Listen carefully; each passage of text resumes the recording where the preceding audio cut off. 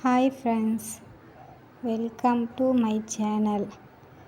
விவசாயம் பிடிக்கும்னா நம்ம சேனலை லைக் பண்ணி சப்ஸ்கிரைப் பண்ணுங்கள்.